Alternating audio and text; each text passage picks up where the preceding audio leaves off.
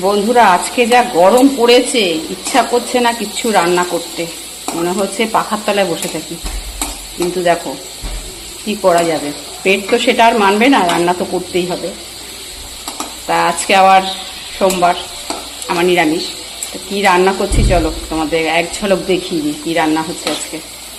সত্যি একদম ইচ্ছা করছে না এই গরমে রান্না করতে। এই দেখো, এখানে আলু ভাজা বসিয়েছি চাক করে। আর এই যে বেগুন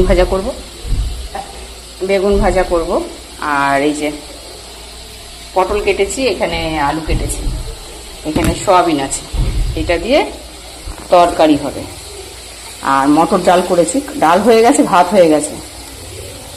এইটা করলেই মনে হচ্ছে গ্যাসের সামনে থেকে পালাই, থাকতে ইচ্ছা করছে না এখানে।